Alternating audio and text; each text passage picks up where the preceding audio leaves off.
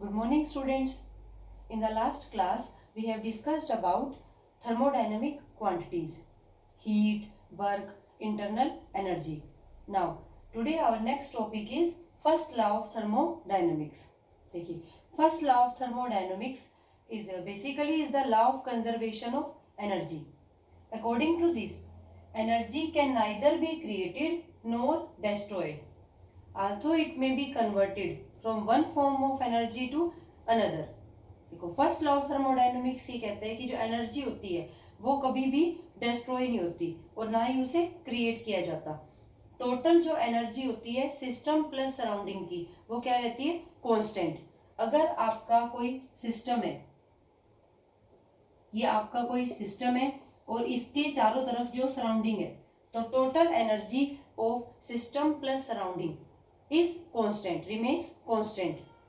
अगर आप एक एनर्जी की फॉर्म को यूटिलाइज करते हो, वो फिर उसी टाइम साइमल्टेनियसली जितनी अमाउंट ऑफ एनर्जी यूज होती है equivalent amount of another form of energy जो है वो प्रोड्यूस हो जाती है. एनर्जी कभी भी डिस्ट्रॉय नहीं होती. जैसे इसके लिए एक एग्जांपल है कि जो आपकी बैटरी होती है, बैटरी आप किसी भी उसमें डालते हो, वॉच में या टॉयज में, तो उसके अंदर जो बैटरी के अंदर केमिकल होता है उसके अंदर रिएक्शन होती है, जो केमिकल एनर्जी, ठीक है, वो यूज होती है. वो केमिकल एनर्जी किस में चेंज हो जाती है? इलेक्ट्रिकल एनर्जी में, जिससे आपका टॉय वर्क करता है, ठीक है, वॉच जो है वो वर्क करती है इलेक्ट्रिसिटी. कई बार जैसे आपका इलेक्ट्रिकल फैन जो है उसमें जो इलेक्ट्रिसिटी से चल रहा है, इलेक्ट्रिकल एनर्जी किस में चेंज हो गई? इनटू मैकेनिकल वर्क, जिससे फैन जो है वो मूव कर रहा है. हीटर, इलेक्ट्रिकल हीटर में इलेक्ट्रिकल एनर्जी यूज हो रही है in the form of heat. तो जब भी एनर्जी यूज होगी तो वो किसी अनदर फॉर्म ऑफ एनर्जी में क्या हो जाएगी? कन्वर्ट हो जाएगी.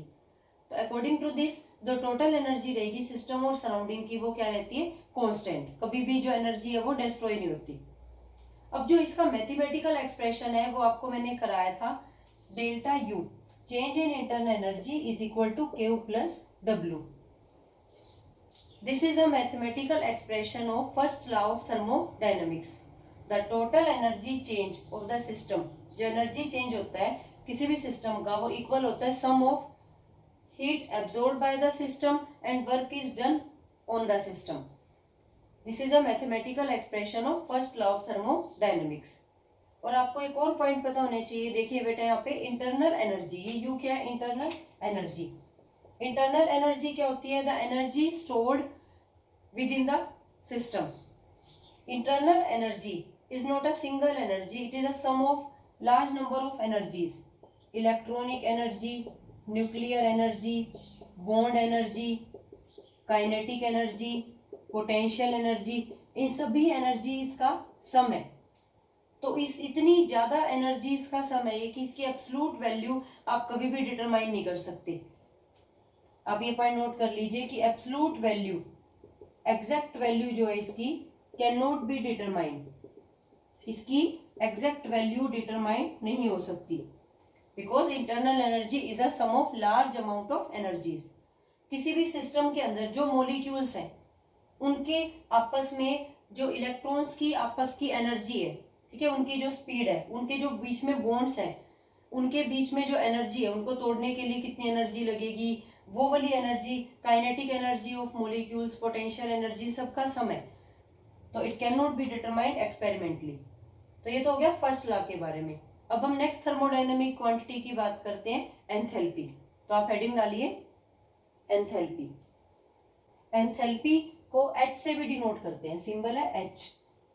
और हीट भी बोलते हैं इसको, हीट ऑफ अ रिएक्शन. आगे हम पढ़ेंगे. आप इसको सिर्फ अभी यहाँ पे एंथैल्पी लिखिए. देखो, आपने इंटरनल एनर्जी पढ़ा है, delta U is equal to Q plus W. और वर्क कैसे निकालते हैं? अब फॉर्मूला आपने पढ़ा है माइनस PdV. अब आप डेल्टा यू, देखो यहां से हम अगर वर्क को इसमें रखें तो delta U Q minus PdV. Q is equal to delta U plus P change in volume. तो एट कांस्टेंट वॉल्यूम, अब हम सबसे पहले अगर बात करें कांस्टेंट वॉल्यूम पे, तो कांस्टेंट वॉल्यूम पे डेल्टा V क्या हो गया? 0. तो heat absorbed by the system at constant volume becomes equal to delta U. Very very important. Heat absorbed और revolved by the system at constant volume equals to change in internal energy. Next अगर हम बात करें अब at constant pressure, तो यहां पे हमारा ये जो हमने प्रॉपर्टी ये लिखी है एंथैल्पी, ये डिफाइन होगी. देखो मोस्ट ऑफ द रिएक्शंस जो होती हैं गैसियस रिएक्शंस ओपन वेसल में जो होती हैं एटमॉस्फेरिक प्रेशर में होती हैं. अब एटमॉस्फेरिक प्रेशर है तो वहां पे कांस्टेंट रहेगा, एक्सटर्नल प्रेशर कांस्टेंट होगा. तो उस केस में आप देखिए अगर आपका एक्सटर्नल प्रेशर कांस्टेंट है तो इक्वेशन क्या बनेगी, अगर मैं इसको लिख रही हूँ equation 1, then equation 1 becomes Q P. P for constant pressure, delta U pressure constant है, वॉल्यूम चेंज. अब आपको पता है देखो चेंज इन इंटरनल एनर्जी क्या होगा, फाइनल स्टेट पे जो इंटरनल एनर्जी है माइनस इनिशियल स्टेट पे. Change in volume, final volume minus initial volume. अब हम इन फैक्टर्स को अगर इस इक्वेशन में पुट करते हैं तो अब आप इक्वेशन देखिए Q P is equal to U2 minus U1 plus P V2 minus V1. अब आप फाइनल टर्म्स वन साइड लिख लो और इनिशियल टर्म्स एक साइड सेपरेट आउट कर लो. Minus U1 plus P V2 minus P V1. देखो अब हम अगर सेपरेट आउट करते हैं तो U2 प्लस 2 हमने ये इकट्ठी माइनस और ये यहाँ पर क्या हो जाएगा, ठीक है. अब आप देखिए ये है factor U internal energy, pressure, volume, ये सभी ठीक है स्टेट फंक्शंस आपका मेन रहेंगे. ठीक है. अब ये इनसे मिला के एक थर्मोडायनेमिक क्वांटिटी बनी है U प्लस पीवी. ये U प्लस पीवी जो कि किसके इक्वल होगी H. ये क्वांटिटी है H के equal. U plus PV is equal to H. अब आप देखिए फाइनल स्टेट ये, तो इसके लिए आप लिखोगे H2 क्या हो जाएगी U2 plus PV1. Initial state के लिए H1 enthalpy U1 plus PV1, pressure constant है. अब आप इन इक्वेशंस में ये रखोगे तो QP किसके इक्वल आ जाएगा, H2 minus H1, final enthalpy minus initial enthalpy, change in enthalpy. Change in enthalpy change is equal to heat evolved or absorbed by the system at constant pressure. Very very important. देखो enthalpy is a new thermodynamic quantity is equal to U plus PV. अब हम change लिखें अगर by keeping pressure constant तो क्या हो जाएगा आपका, इस तरह से रिलेशन आएगा. एंथैल्पी चेंज क्या होता है, किसी भी रिएक्शन में एंथैल्पी चेंज क्या होता है, अमाउंट ऑफ हीट इवोल्व्ड और absorbed by the system at constant pressure. और इंटरनल एनर्जी होता है हीट इवोल्व्ड और absorbed by the system at constant volume. अब हम इस इक्वेशन से इसका चेंज पढ़ते हैं रिएक्टेंट और प्रोडक्ट के रिस्पेक्ट में. तो आप देखिए यहाँ पे क्या चेंज आता है,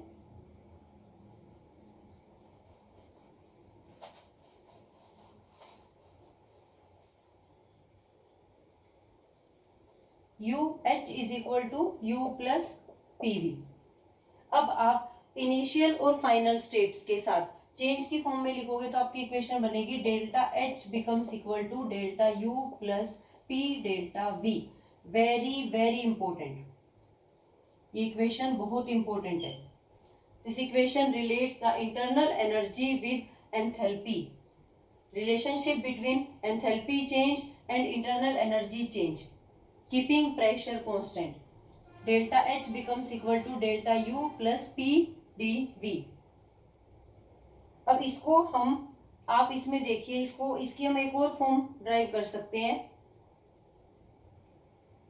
अगर आपके रिएक्टेंट्स, आप कोई केमिकल रिएक्शन लो, रिएक्टेंट से क्या बने प्रोडक्ट, और आपके रिएक्टेंट और प्रोडक्ट जो है वो गैसियस हैं. ठीक है. तो अब यहाँ पे हम आइडियल गैस इक्वेशन लगाएंगे PV is equal to nRT. P V1 nRT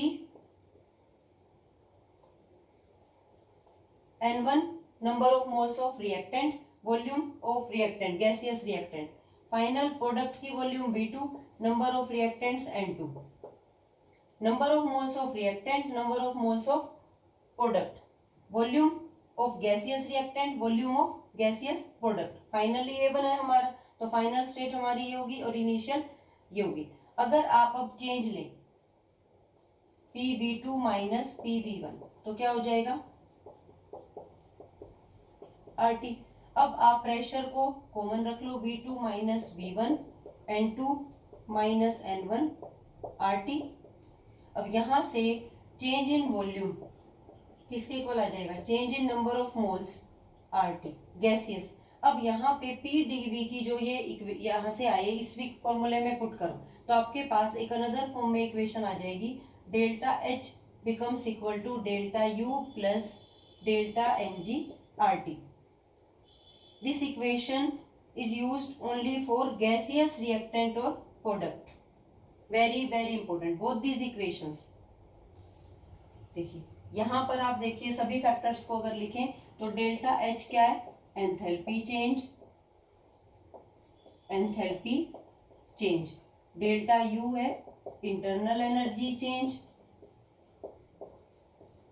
internal energy change. Delta Ng change in number of moles of gaseous reactant और प्रोडक्ट. ये आप ध्यान रखना. R गैस कांस्टेंट, R है गैस कांस्टेंट. अब इसकी unit का आपको ध्यान रखना है. देखिए अगर आपकी डेल्टा H और डेल्टा U की यूनिट जूल में है तो R की यूनिट आप जूल में रखेंगे, जूल पर केल्विन पर मोल. अगर आपकी डेल्टा H और डेल्टा U की यूनिट कैलोरीज में है तो R की यूनिट कैलोरीज में रखोगे. 1.987 होती है एग्जैक्ट. मैंने आपको ये राउंड ऑफ करके 2 लिखी है, वैसे R 1.987 कैलोरी.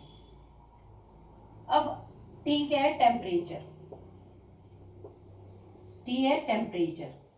ठीक है, always put in kelvin, kelvin में ही रखना है आपको.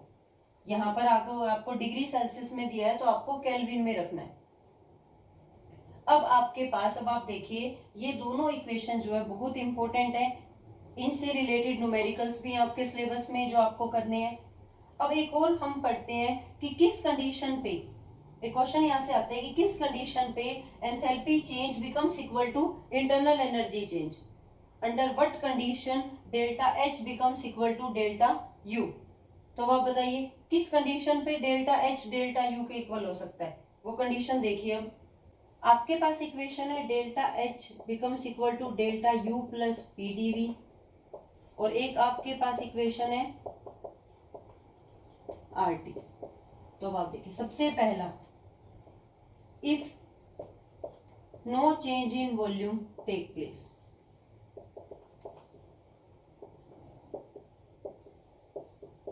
अगर वॉल्यूम चेंज ही नहीं होगा तो डेल्टा V 0 हो जाएगा.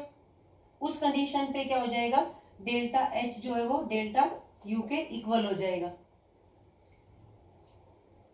Specially in case of in solid और लिक्विड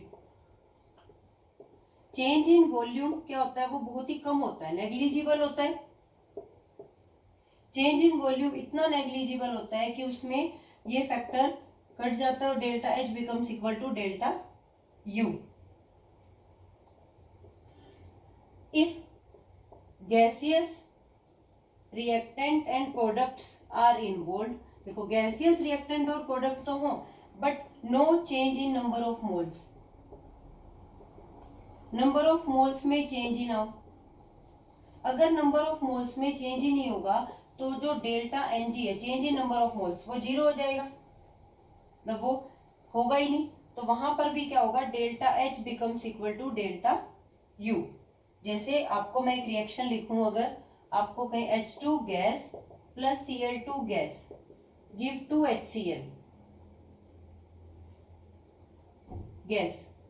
अब आपको इस रिएक्शन में change in number of moles निकालने, तो number of moles of product minus number of moles of reactant. Number of moles product के कितने हैं, 2. और रिएक्टेंट के कितने हैं, 1 क्लोरीन और 1 H2, तो ये भी कितने हैं 2, तो यहाँ पे क्या आ गया 0। जब आपके नंबर ऑफ मोल्स चेंज ही नहीं हो रहे तो ये फैक्टर क्या हो गया 0, तो यहाँ पर भी डेल्टा H किसके इक्वल आ गया, बिकम डेल्टा U। ठीक है, अगर रिएक्शन क्लोज्ड वेसल में हो रही है, no change in volume, then delta V becomes equal to 0। Solid और लिक्विड अगर रिएक्टेंट्स हैं तो जो वॉल्यूम चेंज होता है वो नेग्लिजिबल होता है, उसमें भी delta H becomes equal to delta U। और अगर आपके नंबर ऑफ मोल्स चेंज नहीं हो रहे किसी रिएक्शन में, प्रोडक्ट माइनस रिएक्टेंट्स में, तो वहां पर भी जो है enthalpy change becomes equal to internal energy change. ठीक है स्टूडेंट्स, अब आप देखिए एक numerical based on this equation. देखिए क्वेश्चन है, if water vapours is assume to be perfect gas, molar enthalpy change at 1 bar and 100 degree Celsius is 41 kilojoule per mole. देखिए आपको क्या दी हुई है, एंथैल्पी चेंज, तो आपको एंथैल्पी चेंज दिया हुआ है 41 किलोजूल पर मोल। 1 मोल रिएक्टेंट अगर चेंज होता है प्रोडक्ट में तो अमाउंट ऑफ हीट जो होती है चेंज कितना होता है, 41 किलोजूल पर मोल। टेम्परेचर 100 डिग्री सेल्सियस, प्रेशर 1 बार, तो प्रेशर कांस्टेंट है। Calculate the internal energy change, देखो आपको क्या निकालना है, internal energy change. When, first आपके पास 2 पार्ट है इसमें, अब हम फर्स्ट पार्ट करते हैं पहले। When 1 mole of water is vaporized, it means 1 mole of water liquid vaporized हो रहा है into gaseous state at 100 degree Celsius, तो अब आपको निकालना है चेंज इन इंटरनल एनर्जी। आपको इक्वेशन ध्यान रखनी है, देखो आपकी इक्वेशन है delta H becomes equal to delta U delta Ng RT। अब आपको डेल्टा U निकालना है, तो डेल्टा H माइनस GRT। अब आप सबसे पहले डेल्टा Ng निकालेंगे फॉर दिस रिएक्शन। अब आप इस रिएक्शन में देखिए, number of moles of product minus reactant, product 1, reactant liquid है, लिक्विड सॉलिड कंसीडर नहीं करने नंबर ऑफ मोल्स में, तो 0, तो यहाँ पे कितना आ गया ये 1। तो अब आप देखिए डेल्टा U डेल्टा H है 41। अब आपको स्टूडेंट्स यहाँ पे ध्यान रखना है कि आपको R की यूनिट और एंथैल्पी की यूनिट सेम रखनी है। अगर आपकी एंथैल्पी की यूनिट किलो जूल में है तो R की यूनिट भी आपको किलो जूल में ही रखनी है। अगर आप R को जूल में रख रहे हो तो आप इसको जूल में कन्वर्ट कर लो, आप इसको जूल में कन्वर्ट कर लोगे, किलो को हटा दोगे यहाँ से, इंटू में 10 की पावर 3 करोगे, तो अगर आप यहाँ पे इसको 41 रख रहे हो, डेल्टा Ng 1, तो यहाँ पे आपको R को चेंज करना पड़ेगा। R जूल में वैल्यू होती है 8.314, किलो जूल करना पड़ेगा, तो 10 की पावर -3 आपको यहाँ करना है। दोनों की यूनिट सेम रखनी है, multiplied change into kelvin, temperature kelvin में चेंज होगा 373 केल्विन। तो यहाँ से आप जब डेल्टा U के लिए सोल्व करोगे तो आपका आंसर आएगा अप्रोक्सीमेट 37.8 किलो जूल पर मोल। ठीक है, तो इस तरह से आपको क्वेश्चन करना है। आपको एंथैल्पी चेंज गिवन है, आपको इंटरनल एनर्जी चेंज निकालना है, डायरेक्ट इक्वेशन लगेगी, डेल्टा Ng ध्यान से निकालना है। सॉलिड और लिक्विड के नंबर ऑफ मोल्स कंसीडर नहीं करने, और R और U जो एनर्जी की यूनिट है और R की यूनिट है सेम होनी चाहिए, दोनों या तो जूल में होने चाहिए या किलो जूल में। अगर जो यूनिट आप यहाँ करोगे उसी के अकॉर्डिंग आपकी नेक्स्ट जो है इंटरनल एनर्जी की यूनिट हो जाएगी। अब आप देखिए सेकेंड पार्ट, सेकेंड पार्ट में आपको इंटरनल एनर्जी चेंज निकालना है। When 1 mole of water change into ice, when 1 mole of water change into ice solid, तो अब आप यहाँ पे नंबर ऑफ मोल्स निकालो, ये है ही नहीं चेंज, यहाँ सॉलिड है यहाँ लिक्विड है, कंसिडर ही नहीं होंगे, तो डेल्टा Ng क्या हो गया 0। अगर आपका ये फैक्टर यहाँ 0 है तो delta H becomes equal to delta U। अब डेल्टा H आपको पता है तो आपका डेल्टा U भी कितना आ गया 41 किलो जूल पर मोल।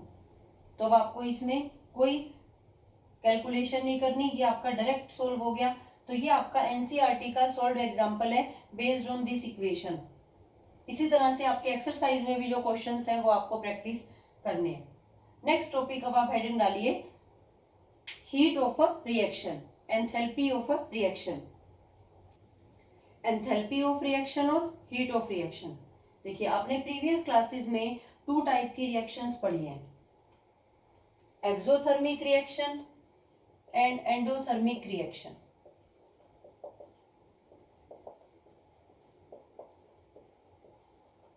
सभी बच्चों को पता है क्या होती है। देखो एक्सोथर्मिक रिएक्शन में क्या होता है, हीट इवोल्व होती है और एंडोथर्मिक में हीट एब्जॉर्ब होती है। उसी हीट को हमने नाम दिया है हीट ऑफ अ रिएक्शन। किसी भी रिएक्शन में कितनी हीट इवोल्व और एब्जॉर्ब हो रही है, उस हीट को हम बोलते हैं हीट ऑफ अ रिएक्शन, और जिसको हम डिनोट करते हैं एच से। H enthalpy means heat, enthalpy of reaction, the amount of heat evolve और absorb during any chemical reaction is known as heat of the reaction और एंथैल्पी ऑफ रिएक्शन। जैसे हम ये रिएक्शन लें, एक carbon solid plus O2 change into CO2. This reaction is a combustion reaction. Heat change of the reaction कितनी है, ये value है। तो ये जो इतनी अमाउंट ऑफ हीट जो इवोल्व हुई है, इसको हम बोलते हैं enthalpy change of the reaction, simple enthalpy of reaction, या फिर डेल्टा एच। यहाँ पे क्या है, देखो डेल्टा एच आर लिखें अगर, तो ये होगी enthalpy change, enthalpy change of reaction, enthalpy change of reaction या simple enthalpy of reaction, delta H इसका सिंबल है। R for reaction, for any reaction combustion of methane give CO2 plus H2O। तो इस रिएक्शन में जितनी heat change होती है, इतनी हीट इवोल्व होती है, तो उसको हम कहते हैं heat of the reaction, enthalpy of the reaction. The amount of heat evolve और absorb during any chemical reaction is known as enthalpy change of reaction और एंथैल्पी ऑफ रिएक्शन। अब हम रिएक्शन में इसके साइन को देख के बता सकते हैं कि whether the reaction is exothermic और एंडोथर्मिक। अगर आपका delta H enthalpy of reaction का साइन नेगेटिव है, इट मीन्स रिएक्शन कैसी है, एक्सोथर्मिक, हीट इवोल्व हुई है। और अगर आप में आपकी किसी रिएक्शन में एंथैल्पी चेंज का साइन पॉजिटिव है, इट मीन्स हीट एब्जॉर्ब हुई है और एंडोथर्मिक है। आपको ये वैल्यू लर्न नहीं करनी, आपको सिर्फ इसके साइन से पहचान होनी चाहिए कि जो ये एंथैल्पी चेंज है ये किसके लिए है, एक्सोथर्मिक रिएक्शन के लिए या एंडोथर्मिक के लिए। आपको इसके साइन को देख के पता होना चाहिए कि ये रिएक्शन एंडोथर्मिक है या एक्सोथर्मिक है। जैसे अब आपको यहाँ पे पता लग रहा है, अगर नेगेटिव साइन है तो रिएक्शन कैसी है, एक्सोथर्मिक। अब हमारे पास एक होता है standard, standard enthalpy of reaction, standard enthalpy of reaction. Standard enthalpy of reaction उसको कहेंगे इफ रिएक्टेंट एंड प्रोडक्ट जो है वो स्टैंडर्ड स्टेट में हो। अगर हम स्टैंडर्ड कंडीशंस पे रिएक्शंस को स्टडी कर रहे हैं तो वो स्टैंडर्ड एंथैल्पी ऑफ रिएक्शन होगी, जो उस रिएक्शन में हीट चेंज होगी। Under standard conditions temperature 25 degree Celsius 298 kelvin, pressure 1 बार और कंसंट्रेशन जो रिएक्टेंट और प्रोडक्ट की रहेगी वो 1 मोल।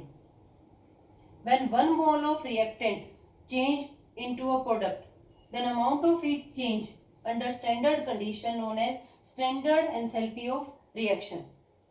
तो अगर आपको सिंपल ऐसे लिखते हैं डेल्टा एच, तो ये है सिंपल एंथैल्पी ऑफ रिएक्शन। अगर इसके आपके पास इसके ऊपर नोट का साइन है तो ये आपकी बन जाएगी standard enthalpy of reaction, delta H note.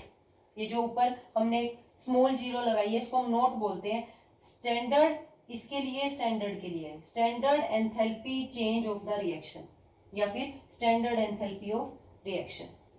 ठीक है स्टूडेंट्स, अब आपको इसको निकालने का फॉर्मूला क्या है, देखिए आपको जो भी रिएक्शन गिवन है, जैसे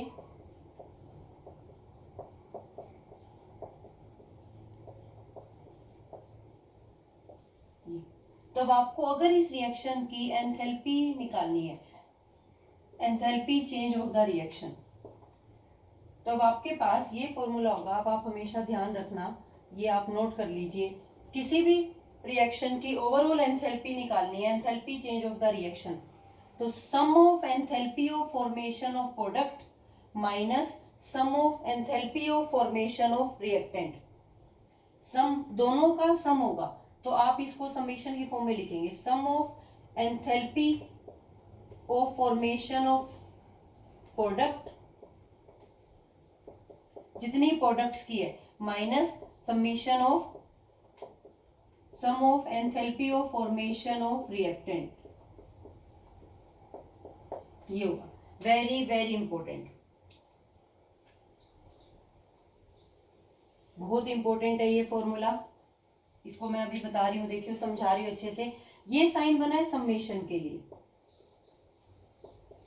इसमें सारे प्रोडक्ट्स आ गए, 1 है 2 है 3 है, सारे प्रोडक्ट्स आ गए। Enthalpy of formation, enthalpy of formation क्या होती है, देखो जब आप किसी भी प्रोडक्ट को फॉर्म करो, जैसे कार्बन प्लस O2, तो क्या बन गया CO2। नेचर के बेस पे इनके नाम अलग अलग हो जाते हैं, ये ओवरऑल एंथैल्पी ऑफ रिएक्शन है। अगर आपका एक सिंगल प्रोडक्ट बन रहा है इन दो एलिमेंट्स को मिला के, तो यहाँ पे जो एंथैल्पी होगी वो होगी एंथैल्पी ऑफ फॉर्मेशन। इसके नाम बदल जाते हैं टाइप ऑफ रिएक्शन के बेस पे। अगर कोई कंबशन रिएक्शन होगी तो हम कहेंगे एंथैल्पी ऑफ कंबशन उस रिएक्शन की। अगर कुछ फॉर्म हो रहा है तो यहाँ पे हम कहेंगे एंथैल्पी ऑफ फॉर्मेशन। ये कंबशन भी है तो इसको हम एंथैल्पी ऑफ कंबशन भी कह सकते हैं। टाइप सारी किसकी है, ये एंथैल्पी ऑफ रिएक्शन की। स्टैंडर्ड कंडीशन पे है तो हम स्टैंडर्ड साइन लगाएंगे यहाँ पे, स्टैंडर्ड, जैसे H2 प्लस हाफ O2 क्या बना रहा है, वाटर, तो कुछ फॉर्म हुआ है, एक सिंगल प्रोडक्ट फॉर्म हुआ है, तो इसकी एंथैल्पी को हम एंथैल्पी ऑफ फॉर्मेशन कह सकते हैं, स्टैंडर्ड एंथैल्पी ऑफ फॉर्मेशन या फिर एंथैल्पी ऑफ रिएक्शन। तो ये है ही, सभी एंथैल्पी ऑफ रिएक्शन ही है ये, कुछ भी बने, जैसे कोई भी N2 plus 3H2 give ammonia, तो यहाँ पे अमोनिया फॉर्म हो रहा है बस, तो ये यहाँ पे जितनी एंथैल्पी चेंज होगी वो एंथैल्पी ऑफ फॉर्मेशन होगी। एक्सोथर्मिक रिएक्शन है ये, तो अगर जो जितनी हीट इसमें इवॉल्व होती है वो एंथैल्पी ऑफ फॉर्मेशन होगी। इनके नाम बदल जाते हैं टाइप के बेस पे, ये भी हम आगे पढ़ेंगे। तो अब अगर आपको किसी भी रिएक्शन की एंथैल्पी निकालनी है ओवरऑल, तो उसके लिए हमारा फॉर्मूला होता है कि उसमें जो प्रोडक्ट है जब वो फॉर्म हुए होंगे, जब जितनी एंथैल्पी चेंज होगी उनका सम, ठीक है, enthalpy of formation of products under standard condition minus sum of enthalpy of formation of reactant under standard condition 1 मोल के लिए, ठीक है। जैसे अब मैं आपको इसी क्वेश्चन का क्या स्टेटमेंट होगी, अगर आपके पास ये न्यूमेरिकल आता है, आप ये देखिए, आपके पास क्वेश्चन कुछ इस तरह से होगा, calculate the enthalpy change of the reaction. आपको ये रिएक्शन दे रखी होगी, साथ में आपको एक डाटा दे रखा होगा। गिवन डाटा क्या है, गिवन दैट आपको 3 रिएक्शंस के साथ डाटा दे रखा है, carbon plus half O2 give CO2, enthalpy of formation minus 393.5 kilo joule पर मोल, H2 plus half O2 H2O delta H, आपको इस रिएक्शन की फॉर्मेशन दी है 293.8, carbon plus H2 form methane, enthalpy of formation इस रिएक्शन की दी है माइनस 74.9 किलो जूल पर मोल। अब आपको इस रिएक्शन की निकालनी है एंथैल्पी चेंज, तो देखो बिल्कुल सिंपल है। अगर आपको जो रिएक्टेंट और प्रोडक्ट है उनकी फॉर्मेशन दी हुई है तो अब आप इजीली निकाल सकते हो। अब आपको ये फॉर्मूला लगाना है, sum of enthalpy of product minus sum of enthalpy of reactant. अब आप देखिए, अब अपने फॉर्मूले के अकॉर्डिंग आपको एंथैल्पी ऑफ रिएक्शन निकालनी है। प्रोडक्ट देखिए, प्रोडक्ट में कौन है, CO2 और वाटर। CO2 की एंथैल्पी ऑफ फॉर्मेशन कितनी है, enthalpy change of formation of CO2 plus आप किसकी रखोगे फिर, वाटर की। ये 1 मोल के लिए होती है, ये आप ध्यान रखना बेटा। यहाँ पर ये जो एंथैल्पी होती है ये स्टैंडर्ड एंथैल्पी होती है 1 मोल के लिए। अगर आपके रिएक्शन में number of coefficients other than 1 है तो उतने से मल्टीप्लाई होगी एनर्जी। थर्मोडायनेमिक इक्वेशन का ये मेथड है कि ये 1 मोल के लिए एंथैल्पी होती है जो आपके क्वेश्चन में होती है। अगर अदर देन 1 मोल है तो आप मल्टीप्लाई करोगे, तो 2 multiplied enthalpy of formation of water, तो ये तो हो गई प्रोडक्ट, इनकी एनर्जी का sum, minus sum of enthalpy of reactants. अब रिएक्टेंट्स में मीथेन और O2 है, sum of enthalpy of formation of methane plus sum of enthalpy of formation of O2। अब आप देखिए O2 की नहीं दी हुई यहाँ पे। अब आपको ये ध्यान रखना है जो एलिमेंटल स्टेट में जो नेचर में ऐसे ही मिलते हैं O2, N2, H2, उनकी एंथैल्पी ऑफ फॉर्मेशन 0 रखनी है। जो आपके नेचर में इसी फॉर्म में एग्जिस्ट करते हैं उनकी एंथैल्पी ऑफ फॉर्मेशन कंसीडर नहीं होती, तो वहां पर ये यहाँ पर कंसीडर नहीं होगा। तो अब आप रखिए, आप क्वेश्चन में CO2 की कितनी एंथैल्पी ऑफ फॉर्मेशन है, -393.5 प्लस वाटर की कितनी है 1 मोल के लिए -293.8। 2 मोल है रिएक्शन में तो 2 से मल्टीप्लाई हो जाएगा, ये तो हो गई रिएक्टेंट की, माइनस प्रोडक्ट, सॉरी ये प्रोडक्ट की है माइनस रिएक्टेंट।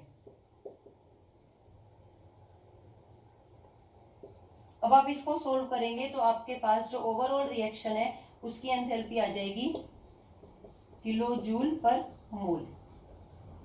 इस तरह से सोल्व करें, ठीक है। बहुत ही इंपॉर्टेंट क्वेश्चंस हैं, बिल्कुल सिंपल है। अगर आपको कोई भी रिएक्शन और उसकी ओवरऑल एंथैल्पी निकालनी है तो sum of enthalpy of product minus sum of enthalpy of reactant, product minus reactant, सबकी एंथैल्पी ऑफ फॉर्मेशन गिवन होगी, बस आपको प्रोडक्ट माइनस रिएक्टेंट करना है।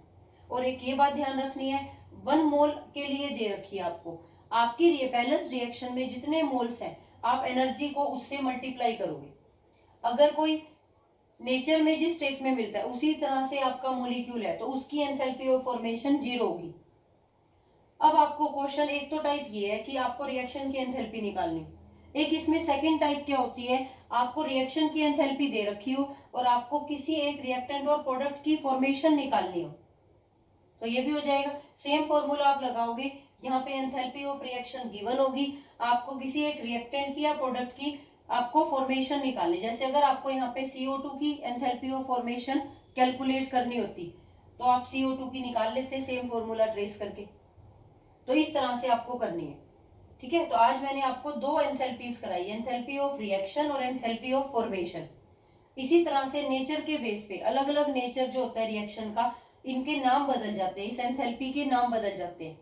जैसे अगर आपकी लिक्विड से गैस बन रहा है किसी रिएक्शन में तो वेपोराइजेशन हो रही है, तो वो हो जाएगी एंथैल्पी ऑफ वेपोराइजेशन। अगर आपका सॉलिड से डायरेक्ट गैस हो रहा है स्टेट चेंज तो सब्लिमेशन है, तो वो एंथैल्पी होगी एंथैल्पी ऑफ सब्लिमेशन। अगर आप किसी भी सॉलिड को डिसोल्व कर रहे हो एक पर्टिकुलर सॉल्वेंट में तो सॉल्यूशन बना रहे हो आप, तो वो हो जाएगी एंथैल्पी ऑफ सॉल्यूशन। एसिड और बेस को रिएक्ट कर रहे हो तो न्यूट्रलाइजेशन रिएक्शन होगी, उस केस में जो एंथैल्पी चेंज होगी वो होगी एंथैल्पी ऑफ न्यूट्रलाइजेशन। डेफिनेशन सबकी सेम है कि when 1 mole of reactant undergo neutralisation, when 1 mole of reactants undergo combustion, तभी हम कहेंगे उसको standard enthalpy of combustion, standard enthalpy of reaction. इस तरह से डिफरेंट टाइप्स की एनर्जीज होती हैं और निकालने का फॉर्मूला सबका यही है कॉमन, हर रिएक्शन की enthalpy, sum of enthalpy of formation of free product minus reactant, ठीक है। आज हम इतना ही करेंगे, नेक्स्ट क्लास में फिर हम डिटेल्स पढ़ेंगे जो बाकी जो एनर्जीज हैं, other energies of enthalpy of reactions. Thank you.